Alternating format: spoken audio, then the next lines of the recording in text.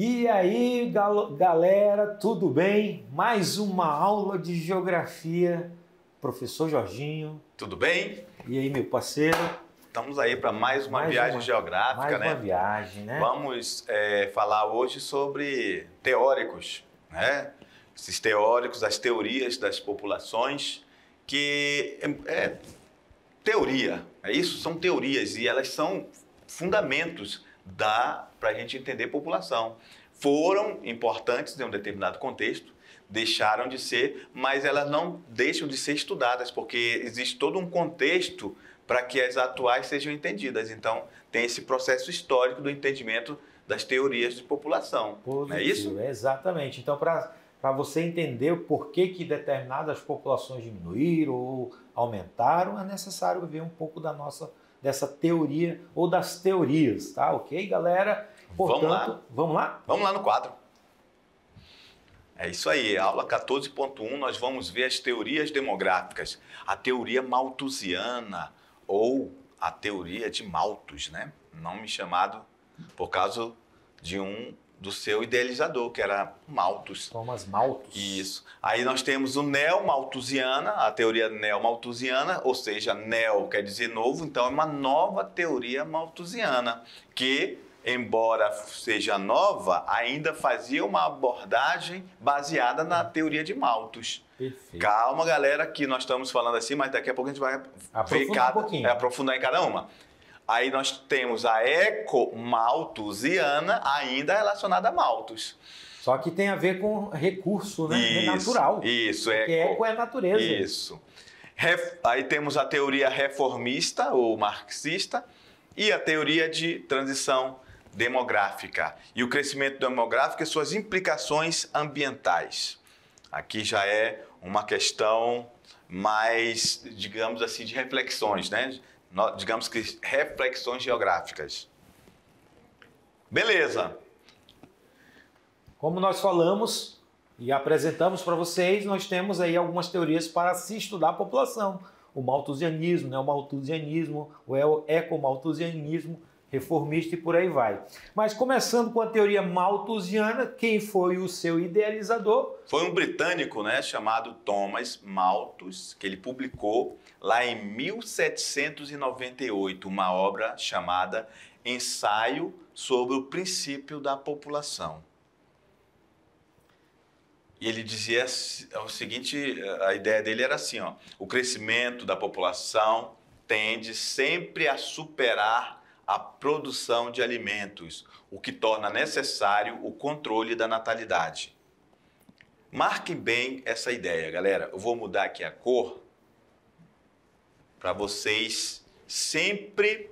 Vamos voltar aqui, porque o aluno ele pode ver isso aí no Enem. Não é pode, isso? Pode. Essas teorias, galera, elas vêm em provas de Enem.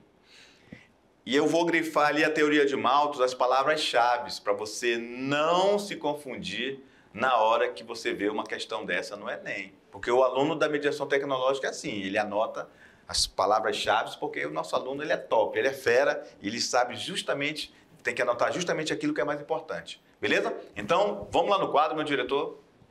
Olha só, Malthus, ele falava de crescimento da população e produção de alimentos. Ele disse que isso aí não ia bater, ok? Mas, olha só, o crescimento da população em contrário ao total de produção de alimentos, que não vai dar para todo mundo, aí ele diz, ó, para sanar esse problema, temos que fazer o controle da natalidade. Ou seja, controlar a quantidade de pessoas que nascia. Perfeito. Então ele defendia que a população tivesse o controle, aliás, fosse controlada o número de nascimentos de crianças, né, para que não houvesse a escassez de alimentos ou a falta de alimentos, já que, de acordo com a sua teoria, a falta de alimentos se dá pelo aumento da população, né? Aí ele fala aí pra gente, olha só, meu trabalho refletia de certa forma as preocupações da minha época. É preciso entender o contexto histórico sobre o qual as minhas premissas foram elaboradas. Então, olha só como era o mundo de Malthus. Eles estavam passando ali pela Revolução. Olha, a Inglaterra do século XVIII já tinha iniciado o seu processo de Revolução Industrial, que contribuiu para um rápido crescimento das populações das cidades industrializadas, principalmente em Londres, ok? Então, muitas pessoas vivendo juntas, obviamente, as pessoas tinham que se alimentar todos os dias, não é isso, Carlinhos? Perfeito. Aí, ó, o que vai acontecer? Nesse momento histórico, as pessoas vão viver em cidades. O espaço urbano agora é o lugar onde vai ser o polo de atração de pessoas. Lembrando que nesse detalhe, nessa questão da Revolução Industrial, as pessoas começaram a vir para a cidade, provocando um fenômeno da geografia chamado de êxodo rural também, né? Iniciava o período do êxodo rural, a saída do campo para a cidade para trabalho, porque as indústrias precisavam. Mas se eles saíam do campo, quem ia produzir o alimento de acordo com Thomas Malthus? Ninguém. Então ia faltar alimento para as pessoas que estavam na cidade. Isso, olha só. O que nós tínhamos nessa aglomeração das cidades na época? A gente tinha miséria, nós tínhamos moradias, que essas moradias eram, né, geralmente precárias. Existia grande pobreza nos centros urbanos, porque as pessoas tinham baixos salários, tinham precárias condições de trabalho. Isso aqui é o contexto da primeira Revolução Industrial, onde não se tinha sindicato, né? Isso não se tinha horas estipulado. De trabalho era extremamente elevado, chegava a mais de 12 horas. Isso, e não se tinha salário mínimo, não se falava nisso. Então as pessoas eram praticamente uma semi-escravidão. Só para o nosso aluno entender, as pessoas que iriam trabalhar nas fábricas, elas iam trabalhar em grandes galpões, totalmente fechados, sem luminosidade, pouca luminosidade, na realidade muita umidade, porque na Europa, devido à questão de precipitação, que era chuva e neve, havia muita umidade e as condições de trabalho eram extremamente ruins para eles. É por isso que adoeciam, muitos adoeciam e morriam. Exatamente. E detalhe, nesse tempo aí não tinha idade, até crianças trabalhavam dentro de minas, porque as crianças eram pequenininhas. Então, foi um momento assim, histórico muito assim, que explorou muito o ser humano, né? O início da Revolução Industrial. Beleza, aí, ó, voltando aqui para a nossa teoria de Malthus, o crescimento comparativo entre produção de alimentos e crescimento da população. Crescimento da população está em vermelho, ok? Olha só, para Malthus, então, o crescimento da população ia ser muito elevado. E agora, em azul, a produção de alimentos. Vou apagar tudo aqui para ver só o de alimentos. Então, o de alimentos é esse aqui, azulzinho, ó. Então, não acompanha, a produção de alimentos não acompanha o crescimento da população. É como se fosse, esse gráfico fosse assim, né?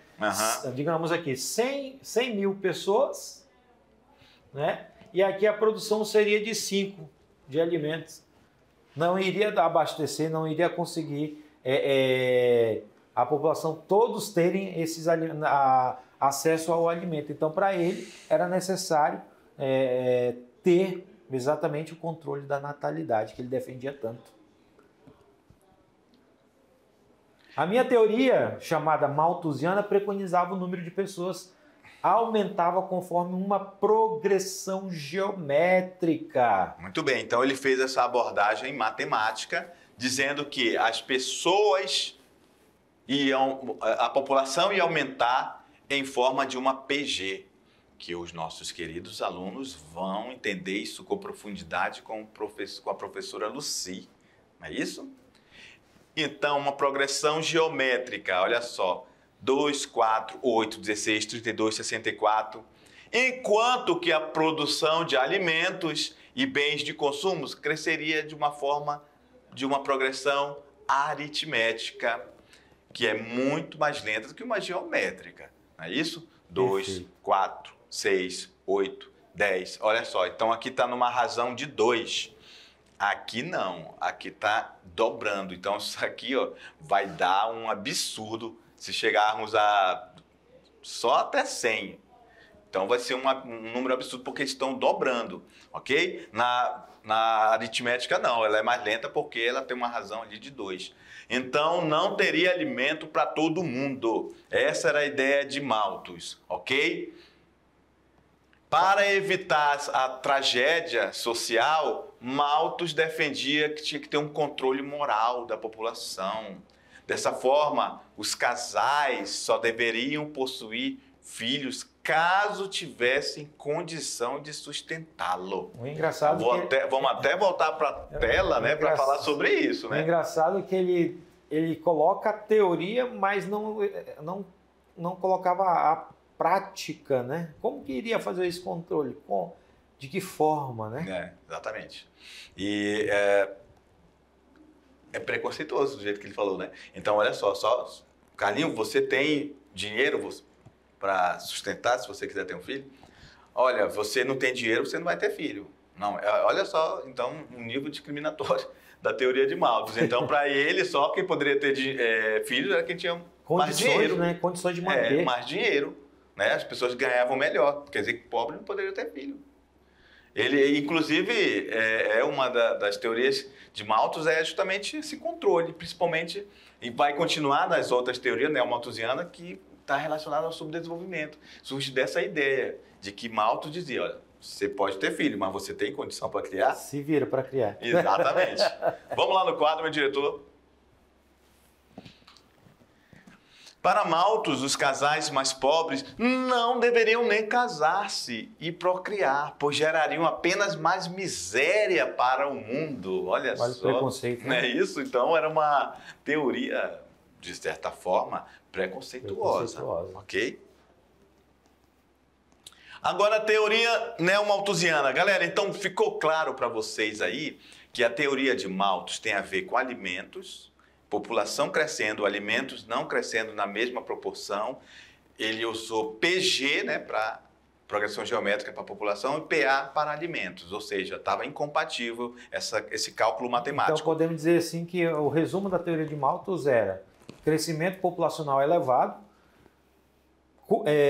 alimentos baixo e controle de natalidade. Isso, controle de natalidade. 3 passos importantes, ou 3 fatos importantes da teoria de Malthus. Já que tu falou nisso, eu até vou voltar aqui, vamos voltar na tela, porque você falou 3 passos, né? E o último que você falou foi controle de natalidade, né?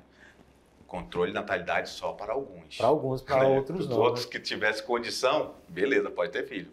Perfeito. Vamos lá no quadro, meu diretor.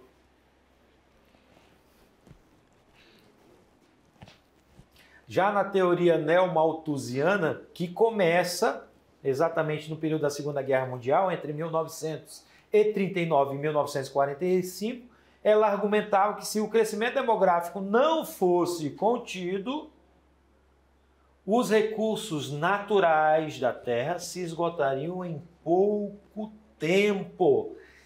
Ela vem trazendo alguma coisa diferente, mas praticamente com a mesma essência, né, Jorginho? É isso aí.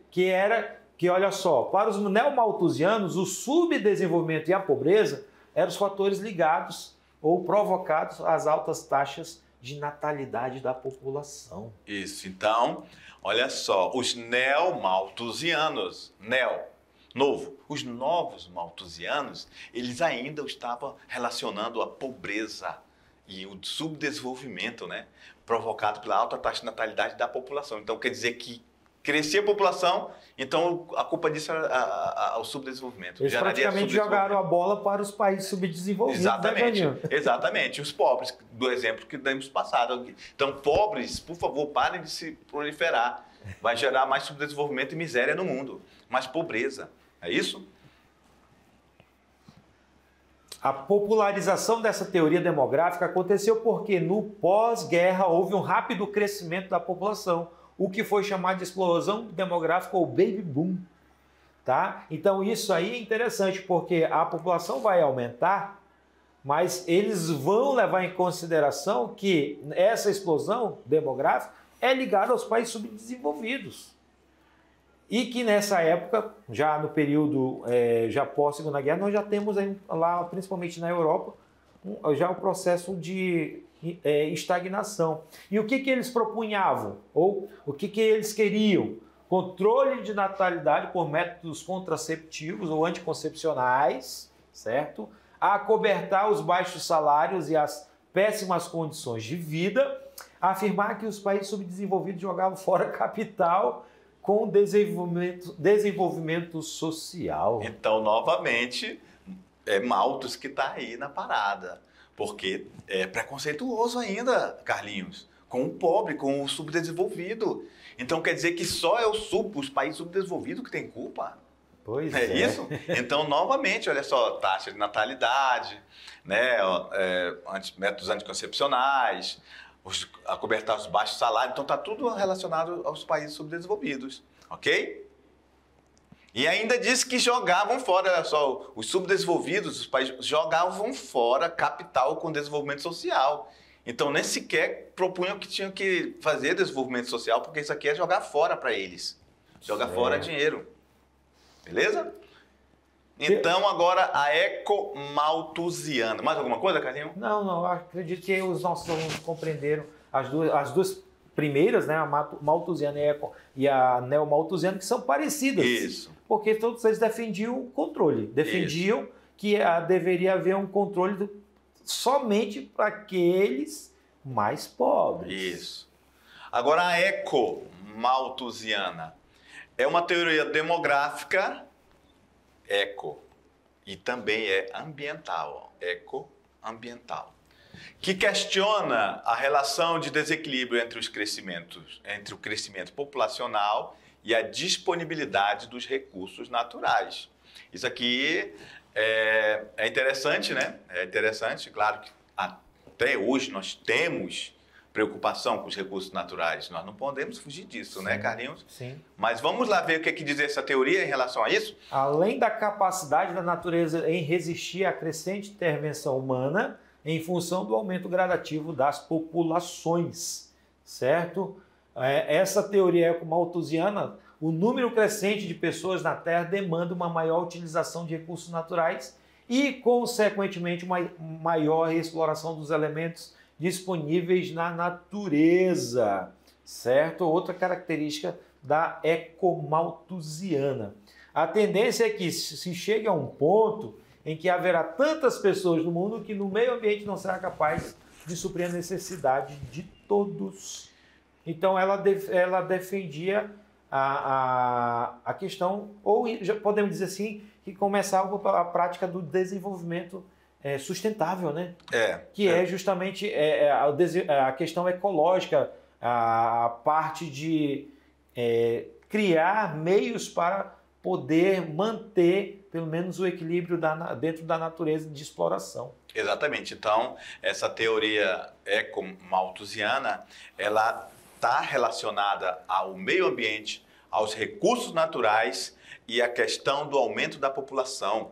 E em relação à capacidade que essa natureza, que é finita em relação ao tempo, também, né, em relação ao tempo, porque a natureza não se recompõe como, né, a humanidade está crescendo, a população mundial está crescendo.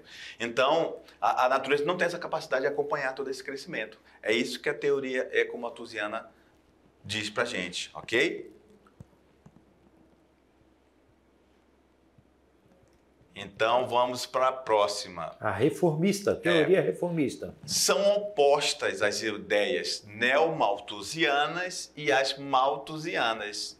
Olha só, então a gente pode dizer que a teoria reformista, ela critica o neomalthusianismo e malthusianas, ok?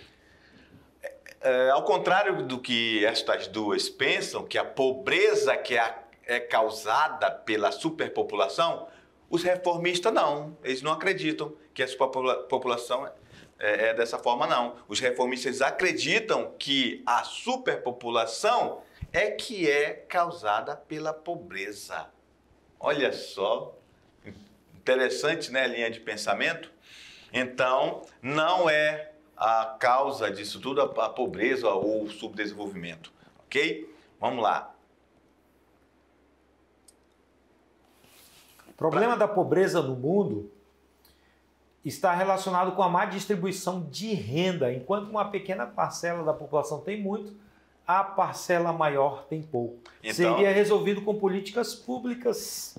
Agora, interessante, galera, falar sobre isso aí, porque a teoria reformista, ela bate de frente ou coloca em evidência as ações que os governos dos países tentam criar mecanismos para diminuir a pobreza, né, Jorginho? Diminuir as desigualdades sociais, né? E o interessante, né, que fala-se na pobreza do mundo, mas se a gente for fazer uma análise filosófica, assim, o sistema capitalista, ele prega uma liberdade, né? Uma liberdade de você ser rico se você quiser, se você trabalhar para isso. Mas a gente sabe que não é bem assim. Agora, você imagina a necessidade que se tem uma pessoa para viver com $1 bilhão. É um absurdo pensar nisso, né? A gente vê, quando eu vejo reportagens sobre os multimilionários, eu fico imaginando, já pensou se essas pessoas se juntam e tentem, pelo menos, compartilhar parte desses milhões com, principalmente aqueles países mais pobres que nós temos a nível mundial, diminuiria um pouco a questão de doenças, a questão da falta de alimentação, os nutrientes no organismo dessas pessoas por falta de alimentação, né? Então isso é interessante. E essa teoria reformista ela vem para bater justamente essa questão, tentar fazer com que as pessoas raciocinem e que os governos pensem em mecanismos para diminuir a pobreza. E lembrando, né, que se, por exemplo, tivéssemos, vamos no campo hipotético, tivéssemos mais 2 países ou 3 países com um padrão igualzinho dos Estados Unidos, os recursos naturais do planeta iam se esgotar muito mais rápido, porque eles são os maiores consumistas do mundo. Não é isso? Exato. O carro deles são tudo com motorzão, meu amigo. Então, e o petróleo deles, a gasolina que eles usam é pura. Não é isso? Perfeito. E aqui a nossa gasolina está quase virando álcool. Já, né? É mais de 35% de álcool. Então, eles são consumistas, eles consomem produtos de alta qualidade que requer muito mais recursos naturais. São os maiores consumidores do mundo. Então, se pelo menos tivesse mais 3 países igual aos Estados Unidos, os recursos naturais do mundo iam se esgotar em menos tempo. É a partir dessa teoria que começa a surgir as chamadas conferências mundiais de meio ambiente, para discutir a questão que está ligada à preservação de recursos naturais. Lembrando que essas teorias vêm de países, né, centrais, então eles sempre protegendo o seu queijo, né? E passando a bola do problema para os países pobres. Assim foi com Malthus, os neomalthusianos e os ecomalthusianos, dizendo que o problema estava no subdesenvolvimento. Aí vem essa reformista, opa, vamos pensar melhor? Vamos pensar melhor, será se realmente o problema é na pobreza? Não é isso? Não, a pobreza, ela é a superpopulação que causa a pobreza. Quer ver? Vamos lá ver no quadro. Então a gente vê que essa crítica que nasce, né?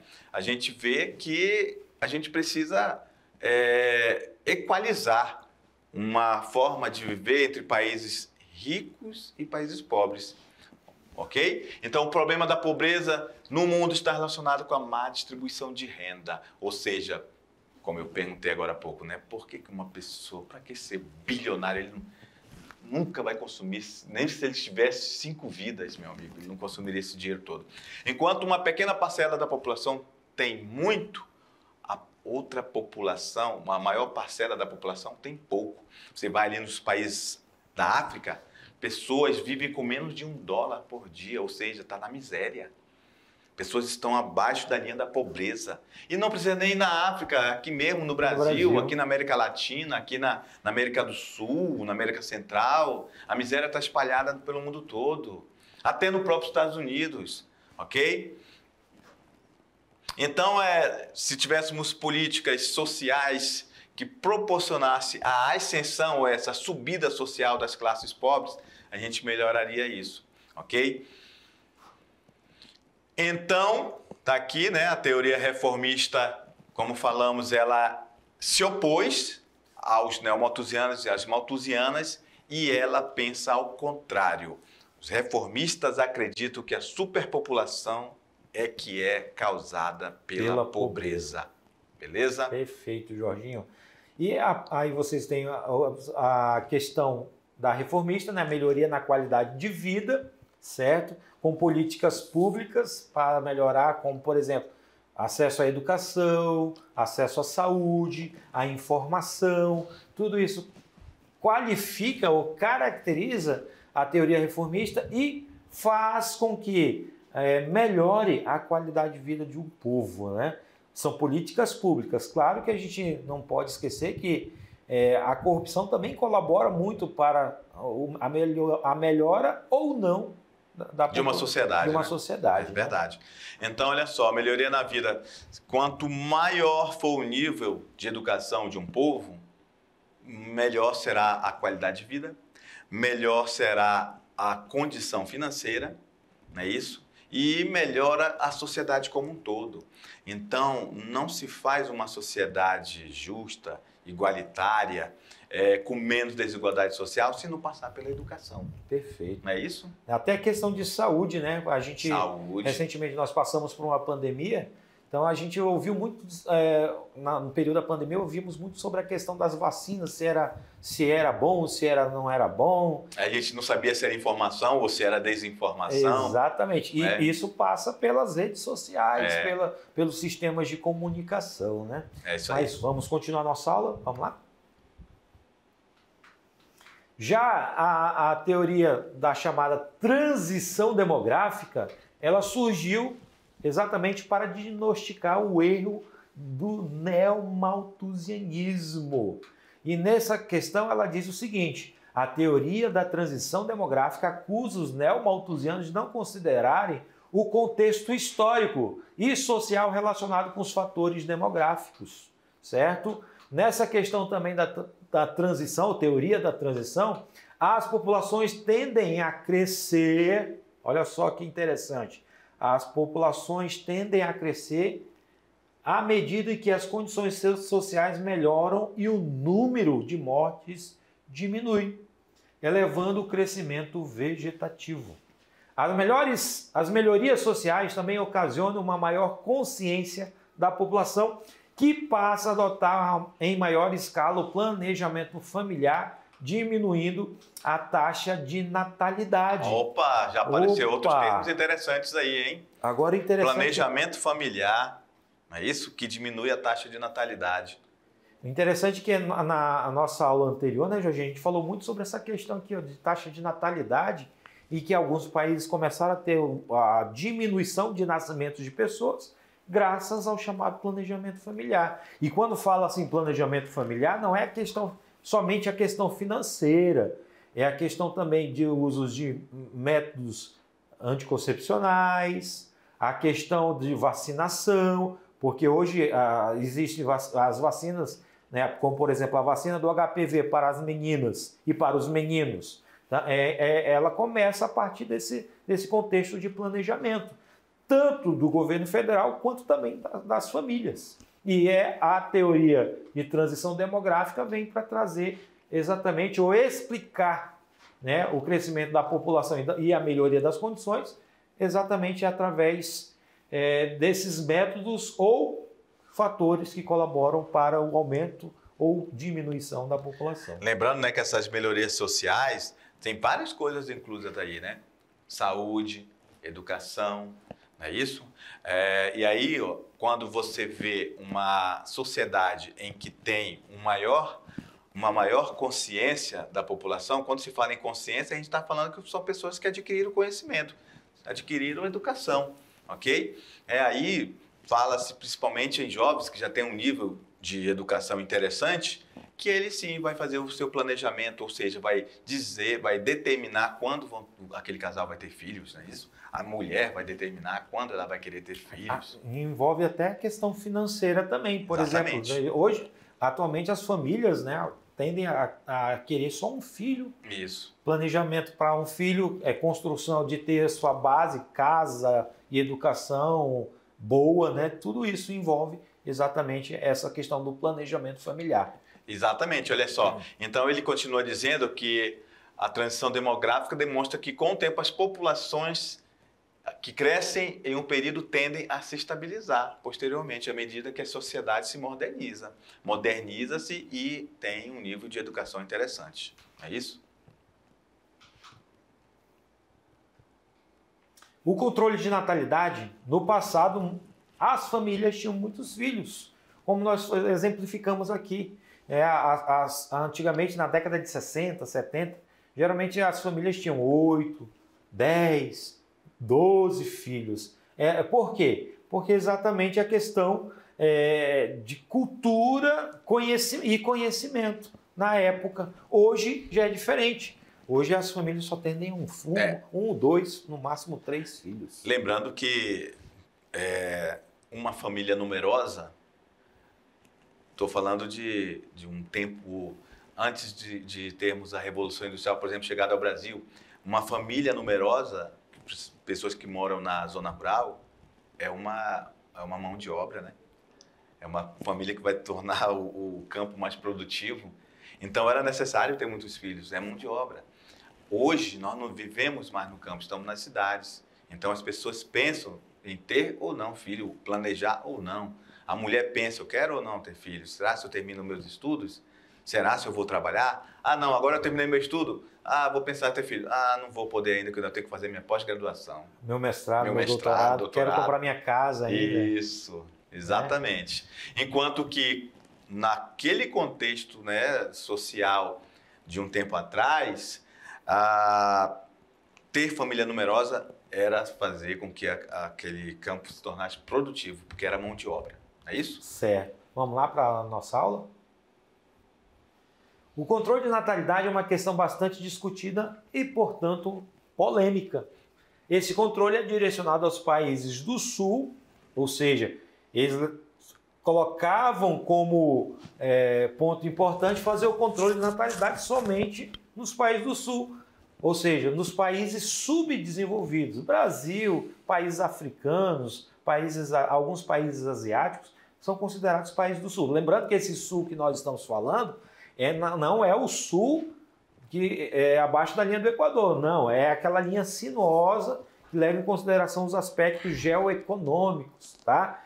Já nos países do Norte não era preciso fazer esse controle de natalidade, tá, galera? Então, para eles, né, na chamada teoria de transição, era necessário fazer esse controle somente para países subdesenvolvidos, ok? A explicação é que o crescimento demográfico dos países do Norte está crescendo, diferente dos países do Sul, que possuem os maiores índices de crescimento natural e vegetativo. E, sem dúvida, as medidas de implantação de controle de natalidade pode ser o alicerce para a solução de vários problemas que assolam a sociedade. Então, eles defendiam essa ideia de controle de natalidade somente para países subdesenvolvidos. O crescimento demográfico e suas implicações no meio ambiente.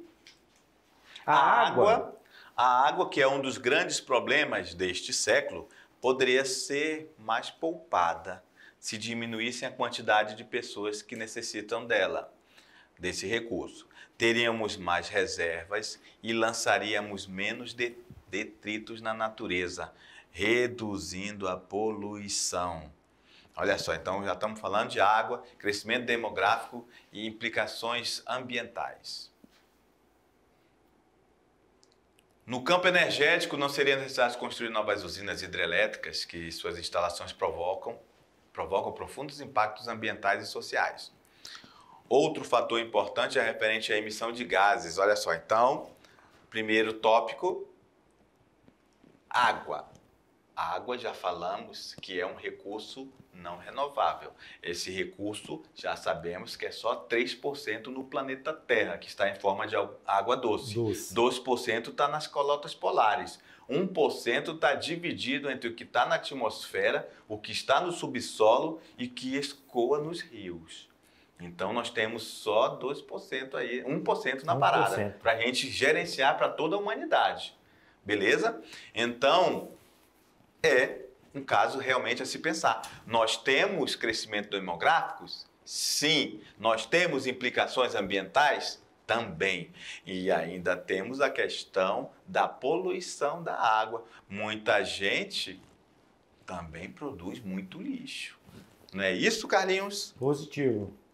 Aí é o segundo ponto, né? No campo energético, não construir usinas hidrelétricas. Porque as pessoas vão morar em casa, vai ter ferro, vai ter geladeira, vai ter lâmpadas, enfim. Terceiro ponto é a emissão de gases poluentes, né, que vão para a atmosfera.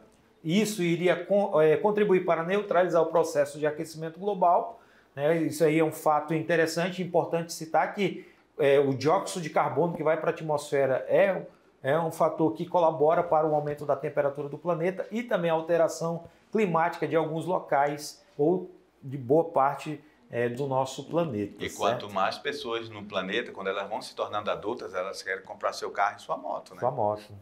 Mas tem uma tendência, né, que agora é o carro elétrico. Elétrico, pois é, está aparecendo uma luz no fim do túnel aí, né? Ainda com essa medida, não seria necessário abrir novas áreas para cultivo e produção de alimentos. E no campo social, o controle de natalidade serviria para diminuir o crime, pois o governo poderia assistir melhor, né, dar uma melhor assistência aos jovens, a quantidade de empregos que possivelmente aumentaria.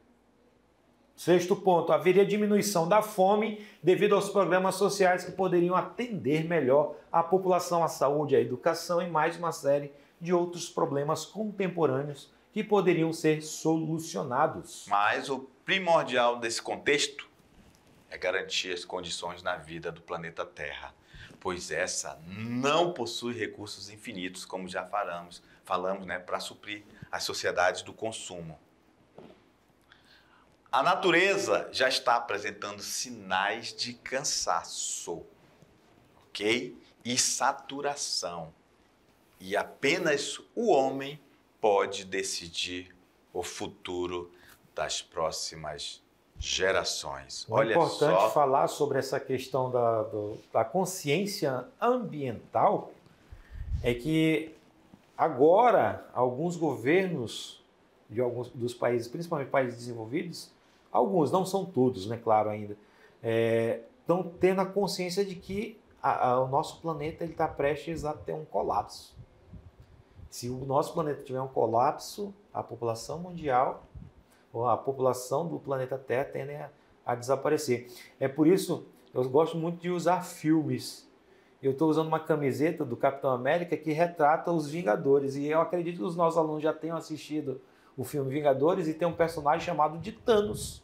E o Thanos, ele é um personagem que mostra que ele queria destruir e acabar com boa metade da população da Terra. Que o penúltimo filme dele, ele faz isso, ele consegue diminuir a população da Terra por causa, e se a gente fazer uma analogia para o que nós estamos vivendo,